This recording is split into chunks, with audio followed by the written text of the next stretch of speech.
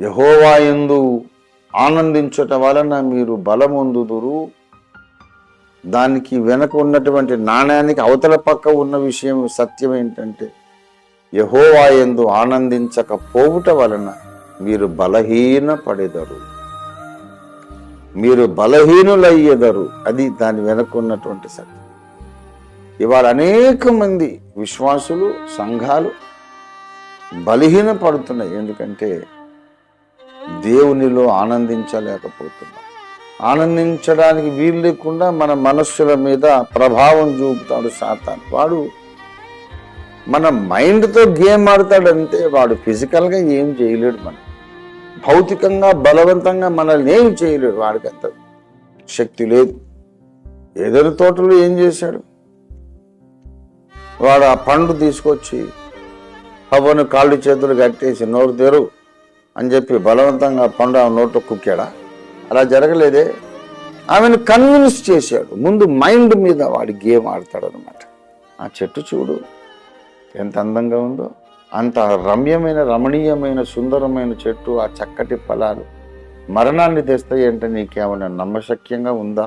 నమ్మదగిన మాటగా ఉందా? అది నమ్మశక్యంగానే ఉందా? ఆ అందం చూడు. అసలు ఆ చెట్టు, అంత అందమైన చెట్టు నీకు చావుని ఎలా తెస్తుంది?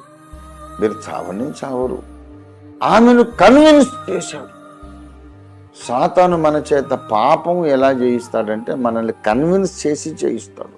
అంతేగాని బలవంతంగా కాళ్ళు చేతులు కట్టేసి మనతో ఏమి తప్పు చేయించలేడు వాడు. ఇక్కడ ఉంటుంది వాడి పోరాటం అంతా. మన యుద్ధరంగం ఇది. Mind is the battle field. మనసే యుద్ధరంగం. ఇక్కడ మనం ఓడిపోతే బ్రతుకులో ఓడిపోతాం. విశ్వాస యాత్రలో, సేవా జీవితంలో ఓడిపోతాం. ఇక్కడ ఓడిపోవద్దు. ఇక్కడ గెలవాలి. గెలవాలంటే ఇక్కడ దేవుణ్ణి మాత్రమే నమ్మాలి. సర్పం మాటలు నమ్మొద్దు. దేవుడు చెబుతున్నాడు, పరిస్థితులు మీకు అనవసరం, అది నా బాధ్యత. ఎందుకు? మీకెందుకు? మీ సమస్యలు మీవి కాదు, నావి. మీ తండ్రిని కదా నేను. ప్రభువు మిమ్మల్ని గూర్చి చింతించుచున్నాడు. ప్రభు మిమ్మల్ని గూర్చి చింతించుచున్నాడు. మీ చింత యావత్ ఆయన మీద వేయండి. దేవుడే మిమ్మల్ని గూర్చి చింతిస్తూ ఉంటే ఇంకా మీరెందుకు బాధపడడం? ఆయన చూసుకుంటాడు అనే ఒక ధైర్యం మనకు రావాలి. గనుక సమస్యలన్నీ దేవునికి అప్పగించేసేయాలి.